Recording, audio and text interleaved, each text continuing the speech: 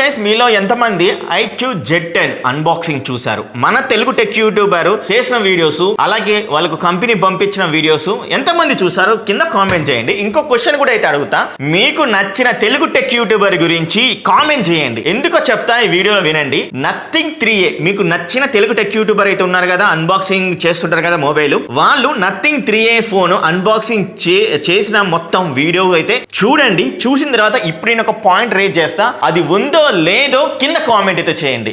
మీకు నచ్చిన Telugu tech YouTuber ఆ వీడియోలో చెప్పాడా చెప్పలేదా అనే దాని గురించి కామెంట్ చేయండి. ఎస్, నిజంగానే IQ Z10 ఇవాళ లాంచ్ అయింది. చాలా మంది మన తెలుగులో చేశారు. చాలా మంది అంటే కొంతమందికి ఎవరైతే మొబైల్ పంపించారో వాళ్ళందరూ చేశారు. అలాగే నథింగ్ 3A కూడా కొంతమంది కొని చేశారు, కొంతమంది పంపించింది అయితే చేశారు, అంటే బ్రాండ్ పంపించింది చేశారు. కానీ నథింగ్ 3A మీద నాకు ఎందుకో చాలా మంది టెక్ యూట్యూబర్స్ ఒక అపోహ ఉందేమో, అంటే బ్రాండ్ మీద పగబట్టారేమో అయితే నాకైతే అనిపించింది. ఎందుకంటే IQ Z10 లో చెప్పినప్పుడు నథింగ్ 3A లో కూడా చెప్పాలి కదా అనేది అనిపించింది. ఈ పాయింట్, ఆ పాయింట్ ఏంటో ఇప్పుడు మీకు క్లియర్ గా చెప్తా. ఒకసారి IQ Z10 చూసే ఉంటే ఈ పాయింట్ మీకైతే అర్థమవుతుంది. ప్రతి ఒక్క టెక్ యూట్యూబర్ ఫస్ట్ బ్యాటరీ గురించే మాట్లాడుతున్నారు, ఎందుకంటే కంపెనీ బ్యాటరీ హైలైట్ చేస్తుంది కదా అని అయితే చెప్తున్నారు. కాకపోతే ఇక్కడ జరిగేది ఏంటి అంటే బ్రాండ్ ఫస్ట్ అదే చెప్పమంటది, ఎందుకంటే అది హైలైట్ చేస్తుంది.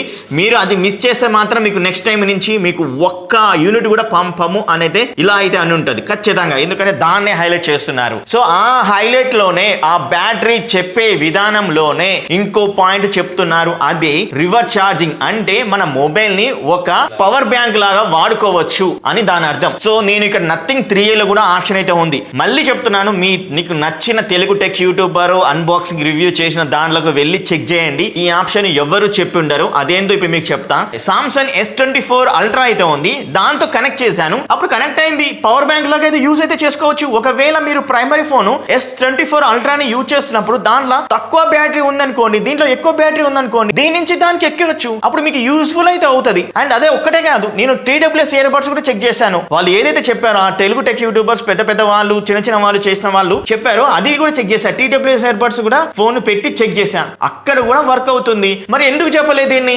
ఈ పాయింట్ ఎందుకు చెప్పలే? మీరే ఒకసారి అడగండి, మీరే కామెంట్ అయితే చేయండి ఈ యొక్క విషయాన్ని. సో ఖచ్చితంగా చెప్తున్నాను, నథింగ్ 3A లో కూడా మంచి ఫీచర్స్ అయితే ఉన్నాయి. అలాగే IQ Z10 ని కొని రివ్యూ చేయబోతున్నాను మన ఛానల్లో, ఖచ్చితంగా ఉంటుంది.